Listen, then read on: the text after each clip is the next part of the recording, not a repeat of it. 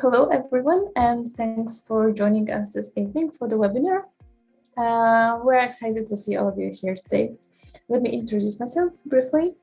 I'm Veronica, product lead from Digital Toucan. Digital Toucan is an Atlassian marketplace partner, and today I'll be talking to you about the OKRs. So what the OKRs are and how they are useful for agile teams. I'll also show you a simple and effective way to use this goal tracking system to achieve the goals you've set for yourself and for your teams. So welcome to the webinar, everything you need to know about the OKRs and more. Before we start, some quick housekeeping. So we'll be recording this webinar and it will be available for you for viewing on our website if you need a recap afterwards. There will be a Q&A session at the end of the webinar. So you can drop your questions throughout the webinar and I'm going to answer them afterwards. You can also ask me questions just after the webinar. There will be also a poll running. It's already started as I've seen. So we are asking what kind of OKR examples you'd like to see during the webinar. And the last rule is that we ask you to keep yourself muted and with your webcams off. So let's start. So here's what we're going to cover during the webinar. We'll start with a basic overview of OKRs, so what they are and why agile teams should use them. And then we'll dig a little deeper into how to set good OKRs. Then we'll take a look into what are the types of tools and software you can use to roll the OKRs and keep them up to date. And also we're going to cover our OKR for Jira app. We're going to finish the presentation with the Q&A session, as I mentioned before. So let's start with a simple question. What are the OKRs? So OKRs stand for Objectives and Key Results. They are a scalable goal tracking system that was populated by Google, and now it's used by companies like LinkedIn, Amazon, Spotify, and Atlassian. And they help companies big and small to align company, team, and personal goals to measurable results. There are two main components of OKRs. Objectives, which are the big goals. They are qualitative and high-level statements designed to motivate or challenge teams to deliver their best. They are highly aspirational and ambitious.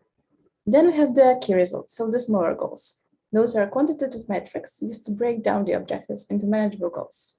And this is what you usually keep track of. So if the objectives are where you want to go, the key results define how you can get there. And there is also a third layer called initiatives. And initiatives are all the tasks and projects you need to do in order to get to your goals. You can treat the OKRs as more than just a goal-setting tool. It's like a whole philosophy, really. OKRs are meant to be ambitious. So objectives are designed to be something big and that might feel uncomfortable. You can think of them as a North Star to guide everyone in the same direction towards the same goals, which is, on the other hand, why OKRs are not for employee evaluation. So the last thing you want to do is to have a team which is setting low, easily obtainable objectives to reap the benefits of good performance. OKRs are measurable, so key results are quantifiable and measurable. They break down objectives into clear and manageable goals. On the other hand, they are not a to-do list. So key results are still goals, they are not tasks.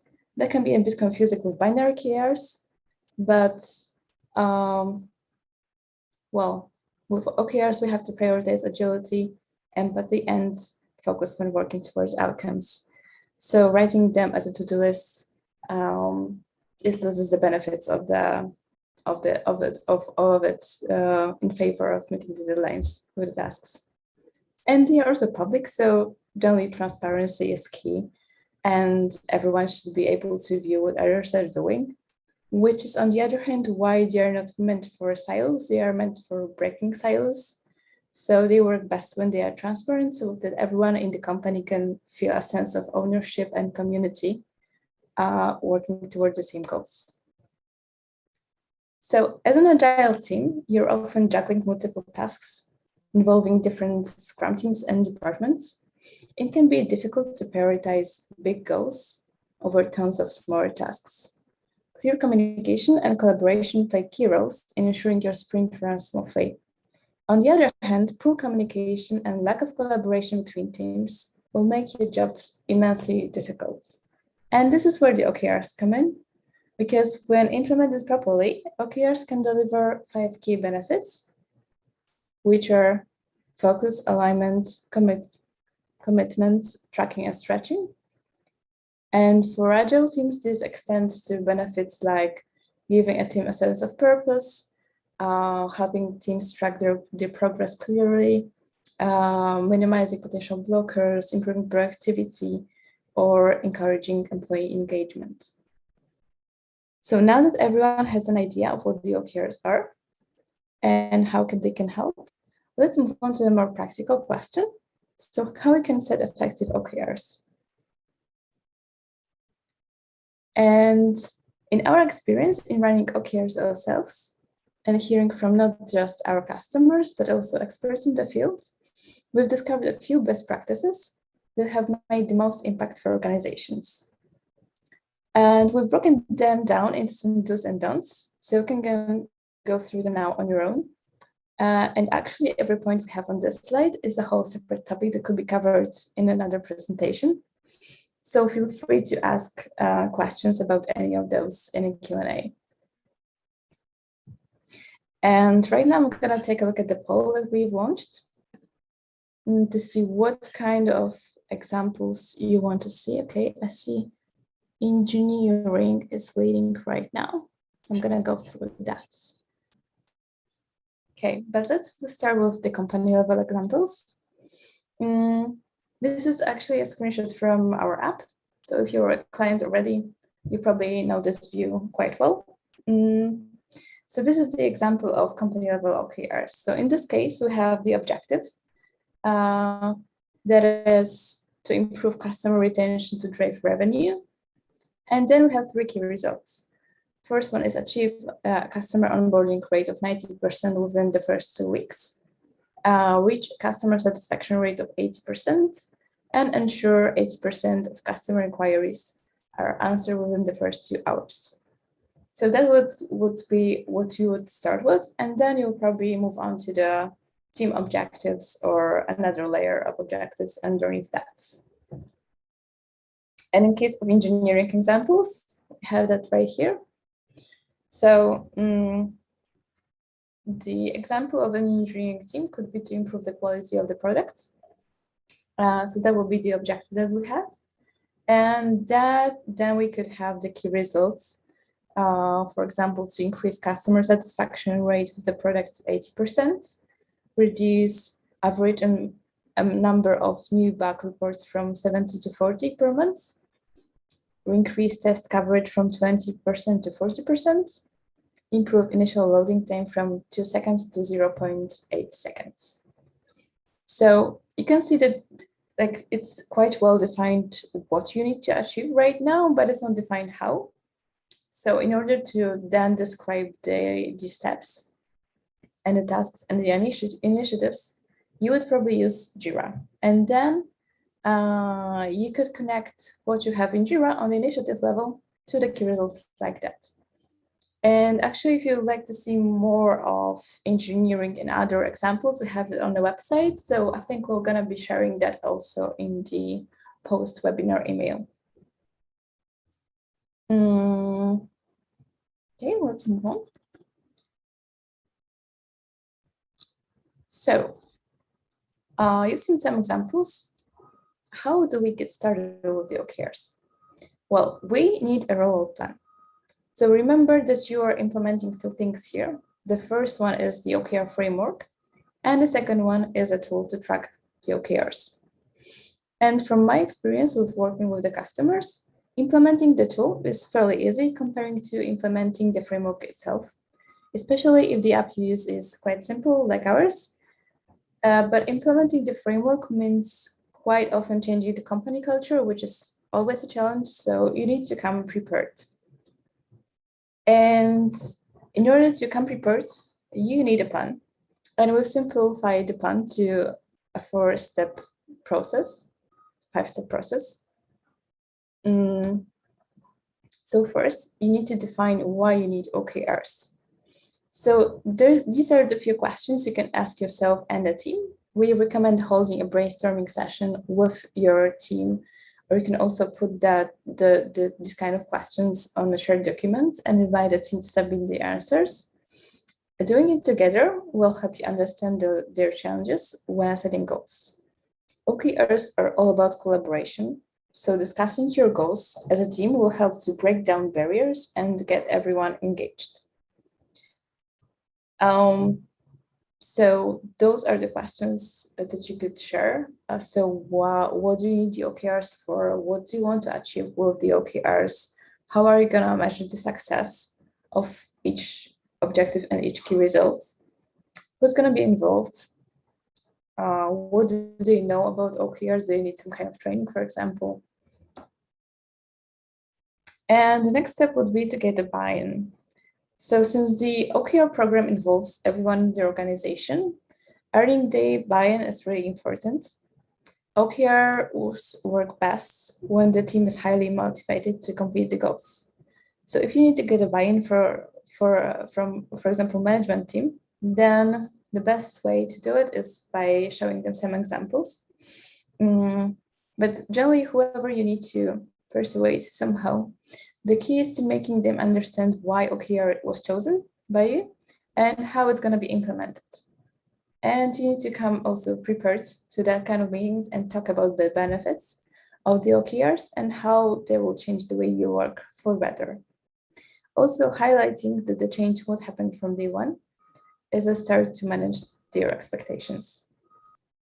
Third, you need to create a rollout plan. We know that OKRs can be adapted to scale, so starting small is a really good idea. That way you can test it out first with pilot team before getting the rest of the company involved. An incremental rollout is a good way to test out the system with low stakes and fewer complications. The pilot team will also become future OKR champions and will help the bigger rollout to the rest of the company. And fourth, well, choose the right tool.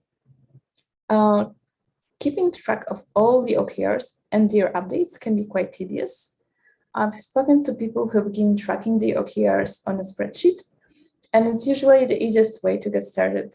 But then they quickly realize that it's quite difficult to keep the OKRs in order, especially when working on a team or department OKRs.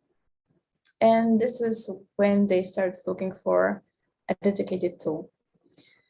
So we can recommend an app in Jira to manage your OKRs. And there is a way to manually configure your Jira also to track OKRs without any app, but that's quite tedious. So having an app makes that a lot easier. And we believe a good OKR management app should enable transparent alignment throughout the company. It should have a possibility to map Jira issues to the OKRs for easy tracking. It should also allow clear status updates and keep the whole history of each OKR without having a need for an extra tool. And it should separate OKRs from employee compensation as well. And this is actually how our tool works. And I would like to play a short video about how you can structure OKRs in our app.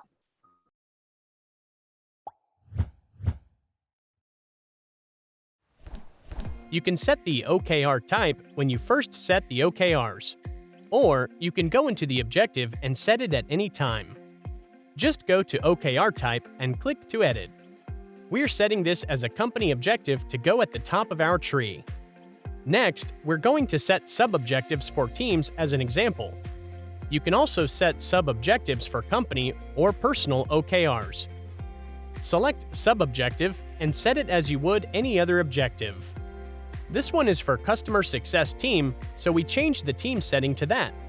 Assign an owner and create the objective.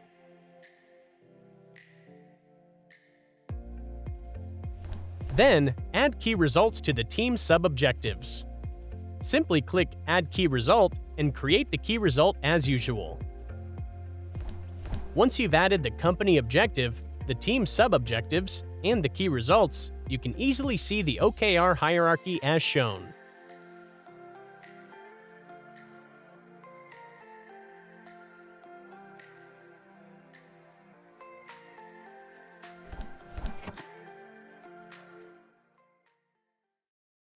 Quite easy, right?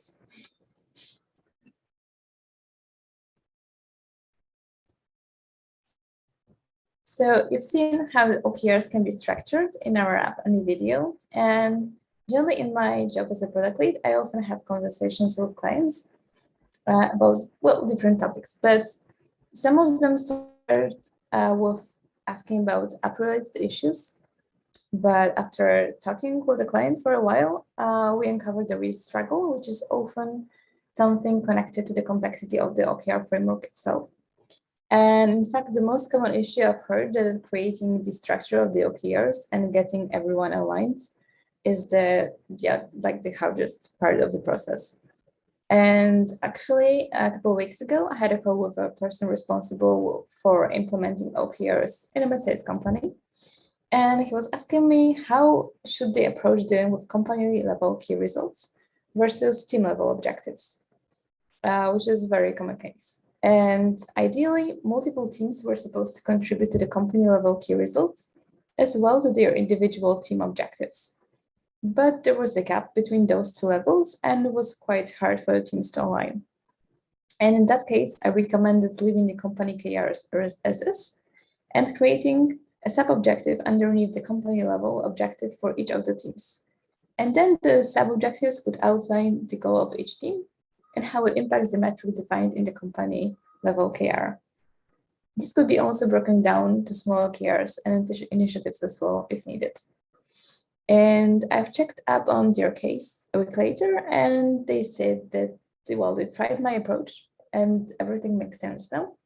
So of course, we have to wait till the end of the quarter to see the actual results, but at least I helped them to kick off this quarter on the right foot. So my job was done. And actually, apart from structuring, the next most commonly asked question that I get about the app and the framework is about linking between the key results and the Jira issues. So I wanted to share a video on that as well.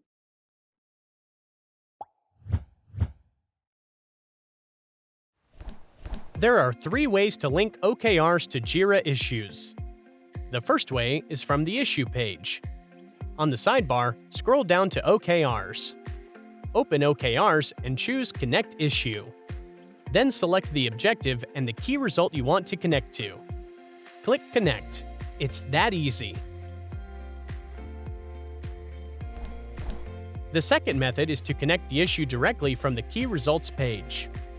Go to the Key Results page, scroll down, and select Connect Existing Issues. Then, you'll need to enter a JQL query to find the issue you want to connect. When you find the issue, click the check mark and connect the issue. It's now connected. Finally, you can create a new issue linked to a key result on the Key Results page. Simply select Create New Issue and fill in the issue information. When you click Create, the issue will be connected to your key result and will also appear on your Kanban board.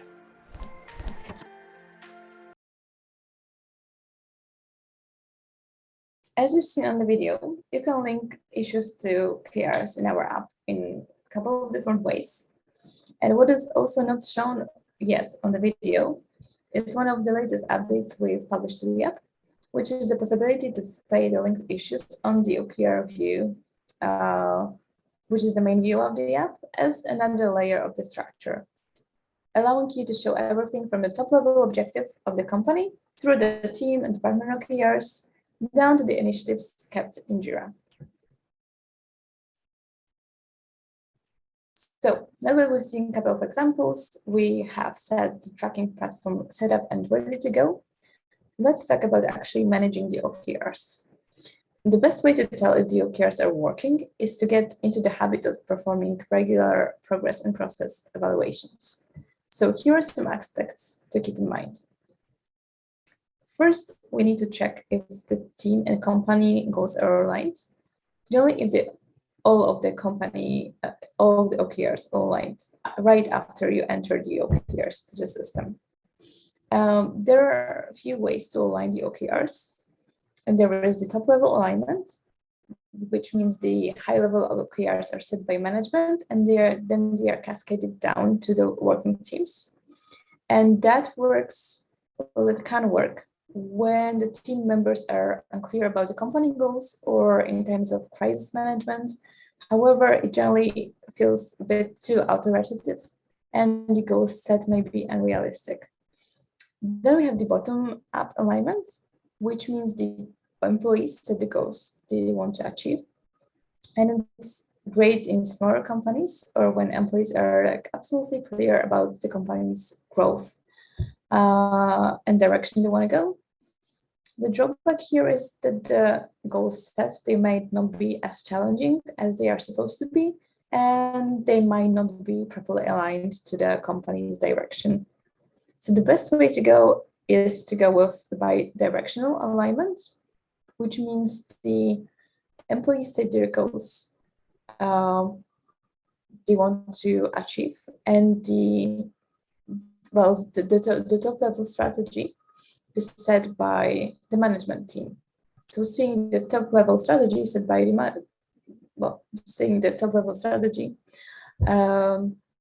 employees in the team can set their own OKRs aligned to that level. That works generally best because teams are experts in their field, and understanding the company's strategic direction, they can set goals which are realistic and still supporting the strategy. And after you have the goals set, you can then check how they all align on the view like that we have in the app. The second thing to check is the adoption rate of the OKRs throughout the team of the company. And the easiest way to check is by looking at the frequency of updates in the tool. Regular updates mean that your goal is your team is actively working on them and they find the OKRs useful. And another way to measure success is to check if the problems you had before implementing OKRs are still happening. So fewer issues would mean that the adoption and the effectiveness of the OKRs is going well. However, that effect could be observed only after a few OKR cycles. And here I wanted to show you how we can set up the OKR overview in our app to show the updates and the engagement in the OKR process. So you can choose to have the last update column. How long has it been since the last update? What's the progress? You can also choose to see who's the owner, and that will create the perfect view for observing the engagement of teams and individuals in the OKR process. You can then save it as a view and just quickly review it whenever you need it. And the third way to know if the OKRs are effective is to track progress regularly. Ideally, your team should be making regular and steady progress towards the goals. Well, sometimes it happens that teams are very enthusiastic at first when starting the cycle, but then they forget to update their goals and about OKRs in general. So in order to keep the track of progress is by getting into the habit of setting regular reviews with the team. I recommend to have a regular short 15 to 30 minutes meeting every week, every 2 weeks, just to keep the focus on the OKRs and give a space for the team to talk about any blockers or issues they had. And it's also a good time to celebrate any achievements your team had on the OKRs. You can also keep a progress chart somewhere visible to help to remind them about their goals. For example, having a live dashboard somewhere will allow to keep track of the progress themselves. And here is how we can track the progress in the OKR app.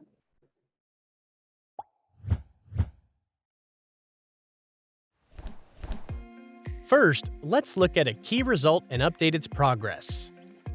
This one is still considered not started. The progress bar at the top doesn't show any progress yet. Scroll down and look at the connected issues. One is now done. Go up and select Update.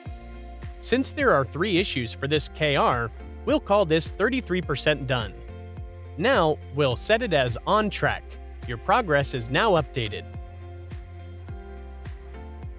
Next, we'll show you how to auto-update a KR. Simply choose Convert to Auto KR, and progress will be automatically updated when linked issues are marked as done. Here, we can see the objective is at 11% and the Auto KR is at 33%. We go into the KR and see that it has been updated because one issue is now done. Status for On Track, At Risk, and Off Track needs to be manually updated as shown as you see fit.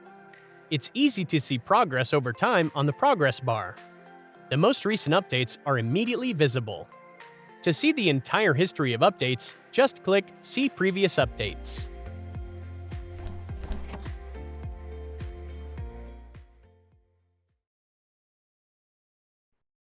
So you've seen how we can track the progress inside the tool. And this is the dashboard progress we have in the app as well. And that could help you, for example, during a review meeting to understand how the team is moving towards the goals. But also what's important is those off tracks and at risks. So with the dashboard, you get a list of what's off track and what's at risk for either the whole company or for specific teams. And then you can quickly identify where you should put more focus. And the last way to know if the OKRs are working is by reviewing each OKR and giving them a grade at the end of the cycle, giving each key result a score based on your progress. And from there, you can decide if you've achieved the goals, and you can proceed to create new ones for the next period. And if you're just starting out, you shouldn't use the grade of your first OKR cycle as a benchmark. Generally, newly set OKR system will need a few cycles to stabilize. And you should take the time to carefully review and modify the OKRs in a way that can best motivate your teams to achieve both the team goals and the company goals. That usually takes a few cycles, really, to find the best way to set OKRs for your case. And here's an example of OKR grading criteria, and it's used by most of the companies. Of course, you're free to set another grading criteria for your company or team. But generally, we use a scale of 0 to 1, where 0 means no progress was made and the goal was not completed, and 1 was when you reach your goal completely. And the benchmark you want to hit is somewhere between 0.6 and 0.7. And that means that your goal was ambitious enough to challenge your team, but it was not too complicated, so that they barely made any progress. After grading the OKRs, you can use the scores to determine the difficulty of your next cycle OKRs. So that was what I mentioned during the previous slide.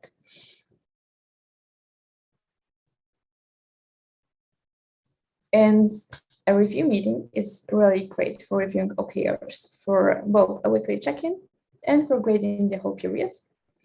And I also wanted to show you a video of how our app can help in such a review meeting. Side note, all of those videos are available on our website. So we can also share a link to them after the webinar.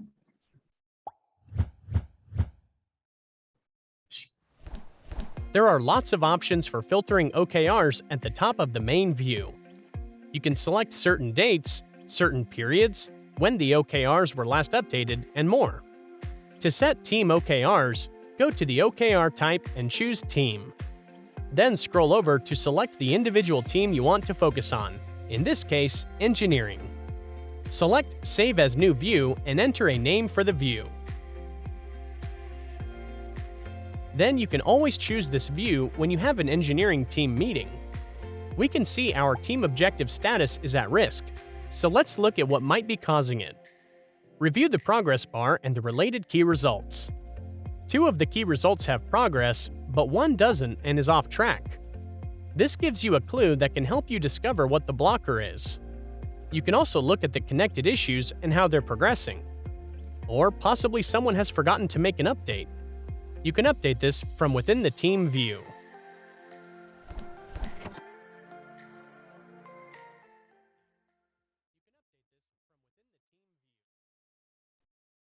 And actually, we are heading towards the end of the presentation. So, to sum up, OKRs are a great way for agile teams to keep track of the goals. They can help improve your team's focus, alignment, commitment, tracking, and stretching to goals, and make sure everyone is working towards the same direction. The key is always to align OKRs for the company, and then continuously monitor and evaluate the OKRs and the process, so that you can keep the track of what's working and change what is not working. And the easiest way to keep track of everything is within an app. So the OKR for Jira app comes with a free 30-day trial, so you can try it for yourself and see if it works for you. And that brings to the end of my presentation. So thanks for sticking with me. It's quite a lot of information we just went through. But don't worry, as I mentioned before, we're going to have a recording as well, available online. And I open the floor to questions. So if you have any, please drop them in chat and I will address them. Okay, see question first. Number 1, a question from Mels. Can we see other OKR examples for other teams, sales, for example? So OKR examples, other OKR examples are also on our website, and we can share the link if anyone is interested. I think it's also going to be included, as I think I mentioned, in the follow-up email. Okay, then we have the other question. If personal OKRs are created, will they be visible to other users in the team? So you can choose if you want to show your OKRs to the team or not. Recently, we introduced a way to restrict certain OKRs from chosen members or teams. So if you can turn on the feature of restricting OKRs, then you can choose your personal OKRs, or anyone could choose their personal OKRs to be restricted, for example, just themselves and maybe their manager. So that can be set up. Also, if you are interested in that feature, I could share a link to the documentation if you shared your email when registering to the webinar. Moving on to the next one. How can we measure an objective relating to methodologies implementation? So I'm not quite sure what do you mean by methodologies implementation. So Ninette, if you could maybe elaborate a bit on that in the chat as well. And I'm gonna move to the next one. Okay, Adina, what's the best way to get a bird's eye view of our OKRs? So I think that would be probably on the OKR overview, when you can view the whole OKR structure. Then if you're a big organization, you can filter the big overview to get a more focused view on the teams. But generally, the OKR overview is the view where you can see everything set for everyone in the whole company. So that would be the best way to get the bird's eye view. Roberts, if we have annual corporate objectives, is it better to have them as an objective or to use a label to show the connection with quarterly objectives?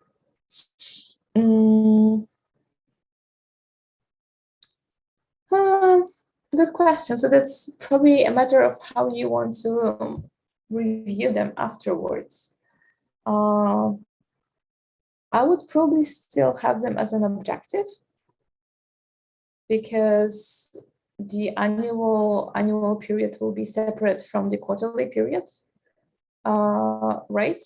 And then on the OKR overview, you can choose to see both, or you can choose to see just the quarterly ones.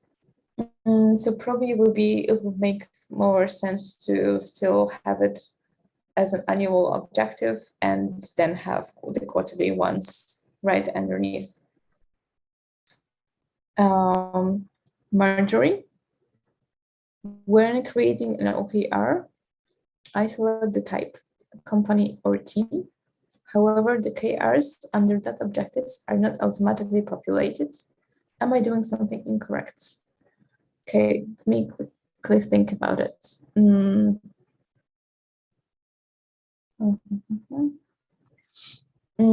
Okay, so when you create an objective and you select the type,